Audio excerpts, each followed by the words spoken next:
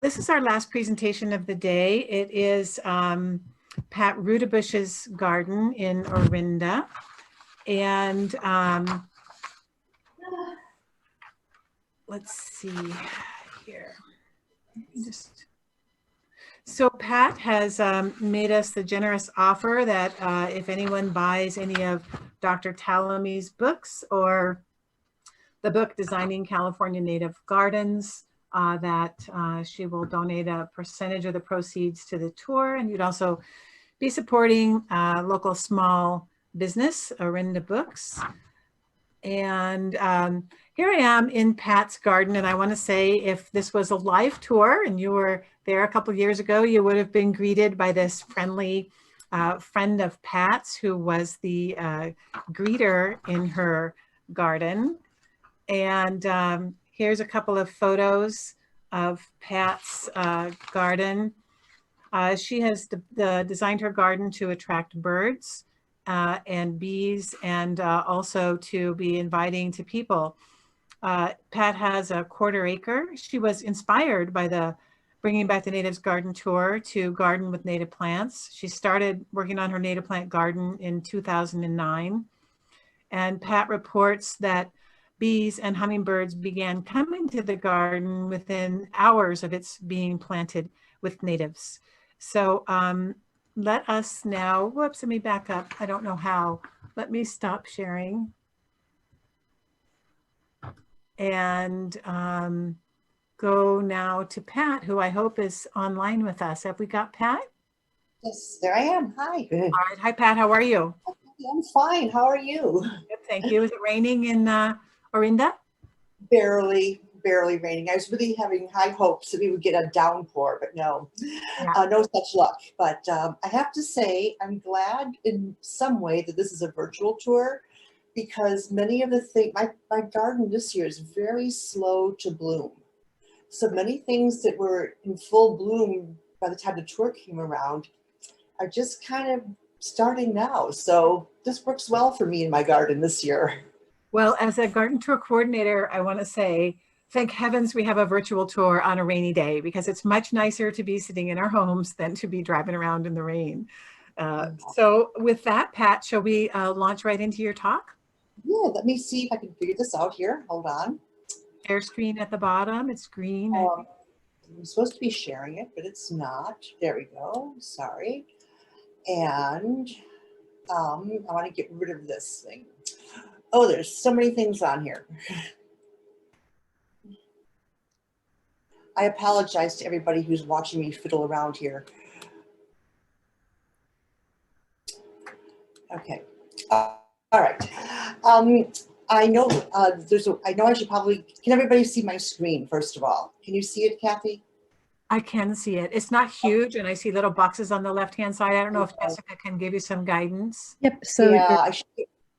So you know what? You don't want to. So you don't want to click up there because that's the Zoom area. Could you try for me, please, double clicking on the top left box? The top left box, yes. Yep. Okay. So what you're in Keynote right now. So at the top, hit play.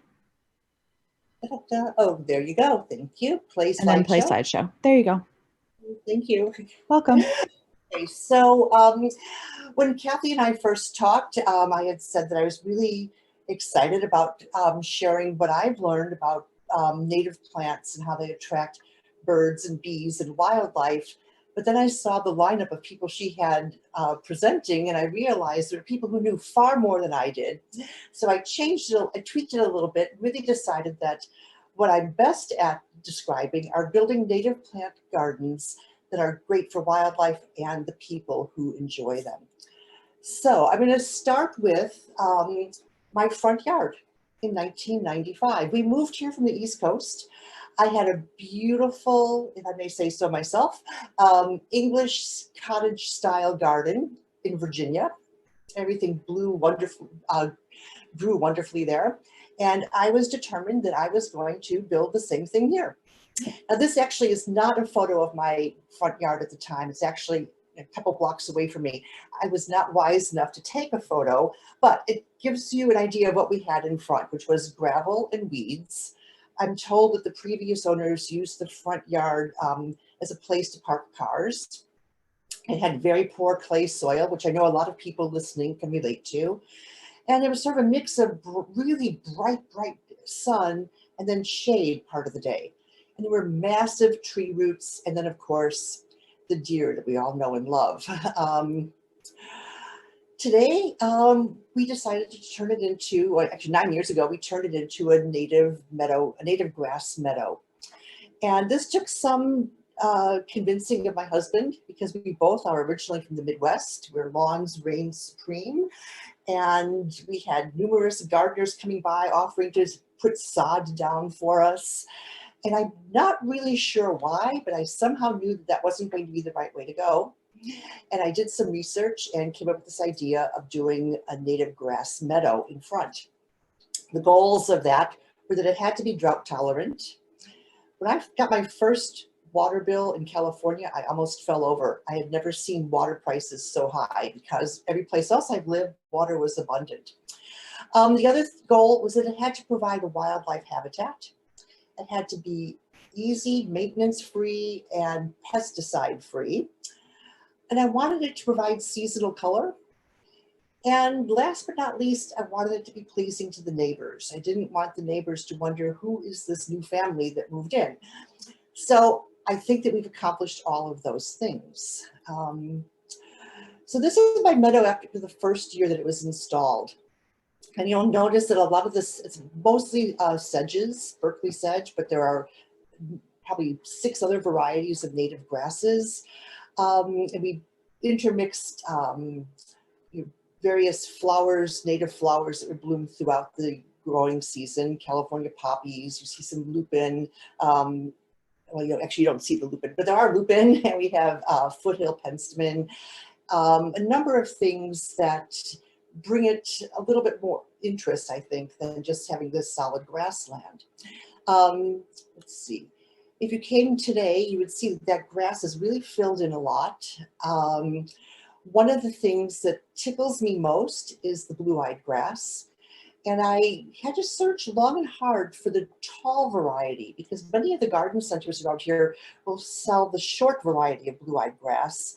But the taller ones were harder to come by. And I actually was able to source it at a native garden store at Point Reyes Station. It has reseeded magnificently. I like this one because it blows in the wind, and because it sticks up when it's planted amongst all of my native grasses. So these are some of the plants we have in the front. We have scorpion weed. We have a little bit of heuchera, coral bell, not a lot. But we do have the foothill penstemon, and we do have a native Rudbeckia, a California native. And I love this little picture where you could see the pollen sacs on the bees. The front yard that had been really a dead zone has really come to life since we started incorporating so many natives. And that's been a real thrill, not just for me, but my now grown children. But at the time they were growing up children, and they loved going out there and looking for lizards and butterflies and bees and whatnot. One of the things that is really prominent when you first come up our driveway are manzanitas. And we have manzanitas planted throughout the property. But I made a special slide for these because of the manzanita, as somebody, I think it said earlier, it's an early spring blooming shrub, bush. And hummingbirds love it, bees, butterflies, and my research tells me, at least, that it's also a favored plant by monarchs. It also provides shelter and nesting sites for birds. And we have found on more than one occasion junco nests underneath our manzanitas. And then it's also a really wonderful drought tolerant ground cover. We probably have 4 or 5 different varieties of manzanitas. The one that's pictured here is the biggest one in the front, but we have them with white flowers and various shades of pink. And I highly encourage anybody who's looking to do a native plant garden to put in some manzanitas because they're so easy. And here you can see some of the dark-eyed junco nests we've found over the years. dare I say that we often find them because my dog finds them. But she doesn't do anything to them. She just kind of like digs around in the grass, and then we kind of know that there's a nest there. And she just kind of sees what it is, and then she wanders off. At first, we weren't sure that she was going to be that well behaved. So as soon as she found a nest, my husband would put little fencing around it so she wouldn't bother the nest anymore. And then, you know, one of the things that tickled me most when we moved to California was the sight of a California quail. And I really wanted to attract quail to my yard. And every year for the past 10 years, 9 years, we have had 2 different families of quail. And it's so cute to watch them running through the yard with their 12 or 13 offspring following suit. And I am this pictured butterfly on the left. I'm hesitant to say that it's a monarch. Anybody can challenge me on this because I honestly don't remember.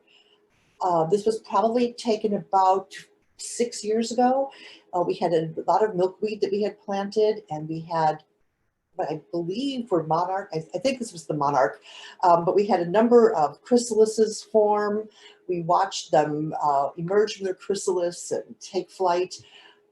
Could be a swallowtail. I apologize for not being able to distinguish from this photo. Do you know, Kathy, what that is? Oh, sorry. Oh, it's definitely a monarch for sure. Oh, good. Okay, that's what I thought. But then when I looked at the picture again, I really couldn't remember for sure. Okay. By the way, we have not seen monarchs, even though we have milkweed, we have not seen them, their caterpillars or their chrysalises in probably 3 or 4 years now, at least. I structured this talk as though you were walking through my garden. So we just went through sort of the front meadow area. After you go through there, you'd go through a little gate and you'd go into the side yard. And in 1995, the side yard was filled with azaleas and camellias, none of them doing particularly well. You know, I moved here from Virginia. Azaleas are beautiful in Virginia. Azaleas are not beautiful in California, in my opinion. Couldn't figure out what to do with them. My husband wanted to keep them because at least they were green. I would point out they were barely green. But we had this situation where we had these azaleas that had been there forever with not anywhere near that many flowers. I grabbed that one off the internet. And the whole area in front of it was rimmed by 12 Monterey pines. And it's really hard to grow under Monterey pines because of the shade, the acidity, and the tree roots. Didn't stop me. I set aside goals for this side yard that it had to have that cottage garden feel. I skipped over the part of the first 4 years that I owned this house when I tried to create an English cottage garden and killed almost every plant that I purchased at the nursery. So I was a slow learner, but I eventually figured out that this wasn't going to work. Did some research on what might give me that same sense that I was looking for, but be native. And of course, heucheras featured strongly in this side garden at first. I wanted it to have a sense of coolness and soothing colors. I hate being hot, and so I didn't want my garden, when I walked into it, to make me feel like I was hot. And it had to attract birds and then obviously be drought and shade tolerant. And so this is what we did. We did various types of heuchera, white, pink, and then the really almost scarlet colored one. That's the flower that comes from the leaves. They're sort of purplish, you can see scattered throughout. There's a manzanita, a small manzanita right behind the rock that has grown. And this whole area was pretty much heuchera, manzanita, grasses. The heuchera would always do a second bloom if I cut the flowers, but I also saw that the birds, just especially hummingbirds, love these flowers. So I would never cut them all. You know, I would cut like maybe a third of them and then leave some of the seed heads to stay until new blooms came up. And then I would, you know, trim them after that. You will notice one azalea in the back. And it's that dark pink colored thing. That was the only azalea that my husband got to keep. So he has to win sometimes, but you'll see all of the Monterey pines that we had. And that tree that is almost dead center, it's a sequoia redwood. It was the original homeowner's first Christmas tree, and I think it's charming that they decided to plant it, but they planted it at about maybe 20 feet from the house. And I don't have the heart to chop it down. I don't think I ever will, but I never would have planted it there either. So now we're going to peacefully coexist until one of us dies. I think I'll go first. These are just some more close-ups of what the, we also had some white monkey flower because I didn't want orange or the typical ones, because again, I wanted this sense of coolness. And so we do have white monkey flower throughout. And a number of Douglas irises in various colors. We even have more than the ones that I've pictured here. But I just wanted to emphasize how you can get a lot of color with natives, even with one kind of native, Douglas iris in this case. And we also found a native rhododendron. I'm not going to say it does particularly well, but when it's in bloom, it's really glorious. So it's kind of in the back of this area. So when it's in bloom, you see the flowers. The rest of the time, when it's just sort of small little green leaves, it blends into the back. We have a number of nectar-rich plants and berry-producing shrubs that attract birds. My daughter, one of my daughters, is an avid birder, and she has she keeps lists. And if you just count the birds that visit our yard, not the ones that fly over, but the ones that actually spend time in our yard, she has identified over 50 species of birds. This spring, I took part in the Cornell University Backyard Bird Feeder Watch, and I was able to come up with 27. So I still have a lot to learn from my daughter. Among the flowering shrubs we have, and I know people have talked about this one as well, so I will not spend a lot of time on it, but after manzanita, my next favorite California native shrub is the ribes, or the flowering currant. Just beautiful flowers, the first to bloom. Quail love it, towhees, finches eat the berries, and it's a larval plant for several species of butterfly. It grows in the shade, grows in part sun. It's really a workhorse. The other ones that we have are snowberry and the toyon. Toyon is on the right, and I want to talk about that a little bit because I never planted it, but I now have 3. So I think that somewhere birds dropped toyon seeds in my yard, and now we have 3 of them. And the really joyful thing for me about the toyon is to watch the cedar waxwings come and pick the berries. It's just, when do you get to see cedar waxwings in your yard? I don't see them that often, except for when the toyon has berries. So after you kind of go through the side part, you go into what I kind of refer to as the Zen garden. This was actually the first thing that we landscaped because there was nothing there but dirt. You have the big redwood tree, the sequoia redwood, and then you've got all those Monterey pines, and nothing was growing there. But this goes to show that actually things can. Snowberry can, ferns can, heuchera can. The irises can, and let's see, the next one. Oh, this is, so if you sit in this area that I call my Zen garden, that's the view you would see of the hills. I wish Doug was still on because he could see all of the oaks we have down below. Our property sits on top of a hill, and it is 9/10 of an acre, so just shy of an acre. Half of it is level. The other half I've just let be wild. The California natives could take whatever they want down there. I'm not going to landscape that part. In that area that I just showed you where we have the seating in my Zen garden, we have the bush anemone, or the Carpentaria californica, and that is one of the plants that the bees I've noticed really like. I love sitting out there in the morning and just watching the bees visit that particular plant. We also have some California native roses, and I like them for all sorts of reasons. I like them because they're not big, flashy roses like many that you get that have been hybridized. Those are fine too, but they weren't right for the Zen garden. They're more understated, and they grow in shade and dappled sunlight, and that's what I had. Then we have another dead zone, and this is the picture on the right, shows you an area that was not just dirt, it was dry dirt because it was underneath the eaves of the house, right under our bedroom window. And we planted that with, well, we did put in some drip irrigation, but we planted that with several different types of ferns. And then this mystery plant on the left. I don't remember ever planting it. I don't know where it came from, but I really like it. Does anybody know what it is? Put it in the chat and let me know what decided to take up residence in my otherwise dead zone of a dirt pit under my bedroom window. Okay, so this is all, again, full shade and dry conditions. So moving from shade to sun, I kind of had a little bit of fun with creating a labyrinth. I thought, it's my yard. I could let my interests and my little whimsical side show, if you will.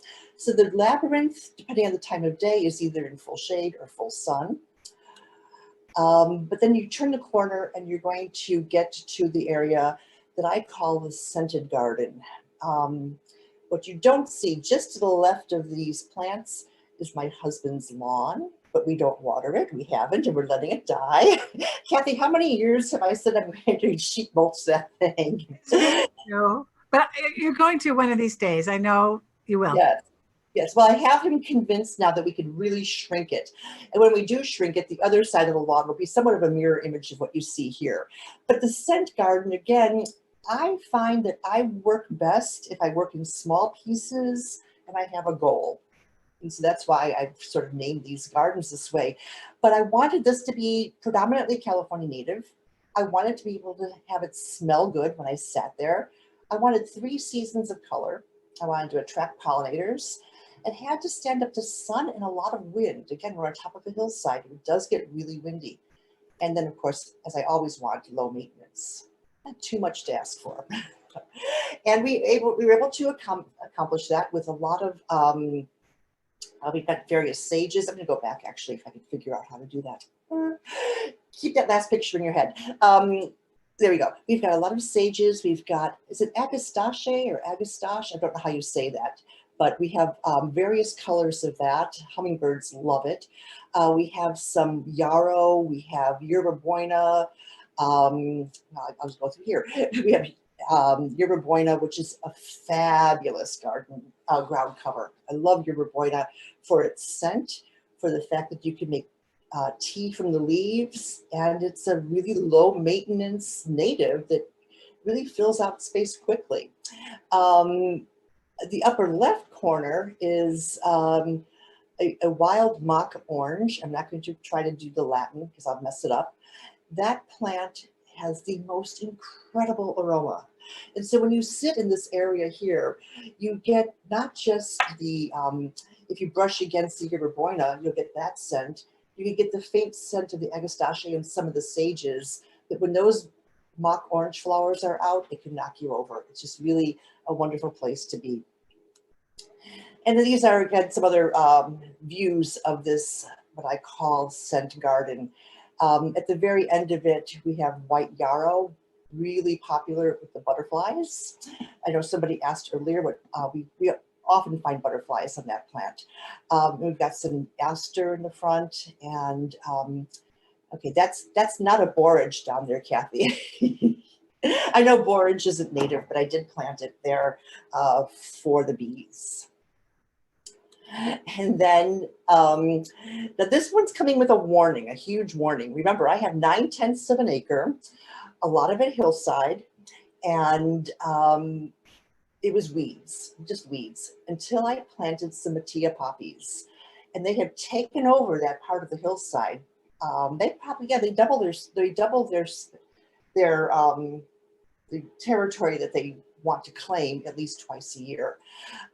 Fabulous for attracting bees, butterflies.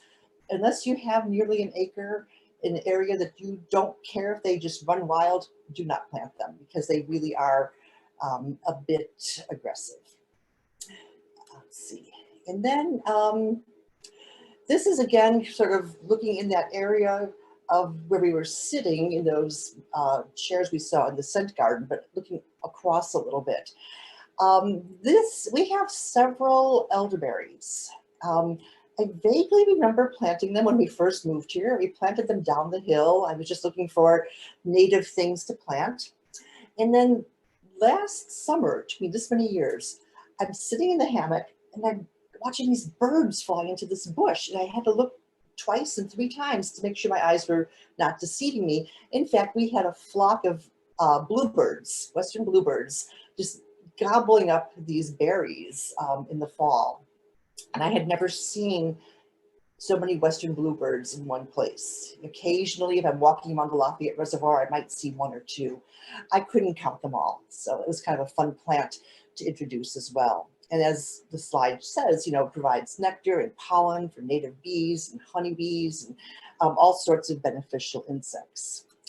And then finally, because I did say, no, almost finally, these are some of the wildlife that we have seen in our yard.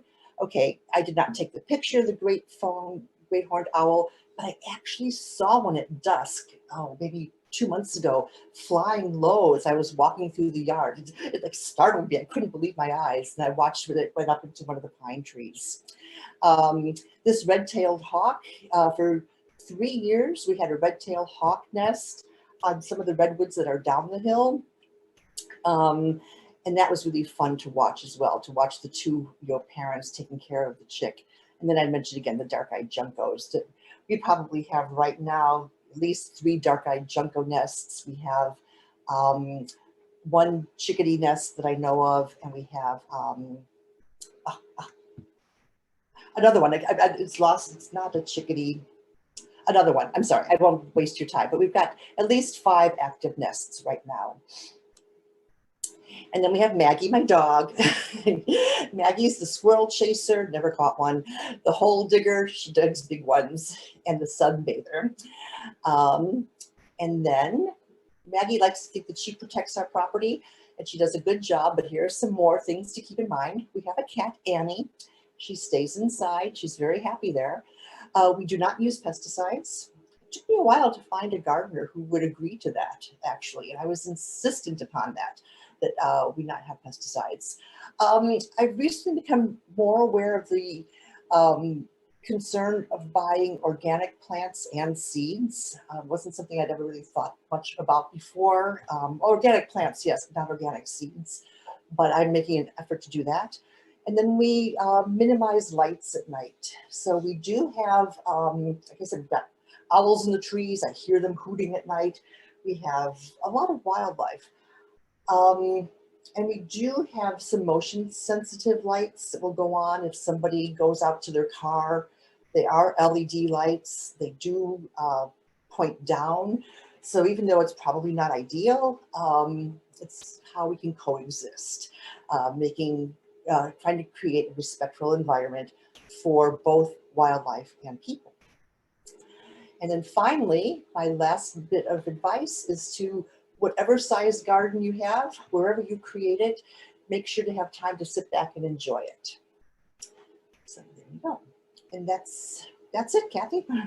All right, Pat, that was fantastic. What a great way to end our day. I saw so many compliments on the on your presentation, and it was just fabulous to have you give that. I enjoyed so many things about it, hearing about your nesting dark-eyed juncos, the ground nesters, quail, of course, ground nesting birds. So it is important to, if you can, keep your cat indoors.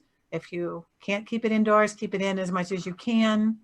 If that won't work, then the next time you get a kitten, train it right from the beginning and keep it indoors. You can build these great catios. I've seen those. I have one question for you, Pat, before we close our day out. So it looks like your garden is open to deer grazing. Is that right? Yeah, well, yes and no. Certainly the front meadow. Deer are all over the place. When we bought this house, you look at houses, right? When you're looking to buy something, and my daughters were captivated by this this doe with her fawn that were sleeping in the backyard. So we used to say, oh yeah, the deer don't just graze, the deer live here. But we did put deer fencing around the back. And again, we're fortunate that we have a big property and it's down a hillside. And so we decided that we were going to take half the property and the deer could have the other half.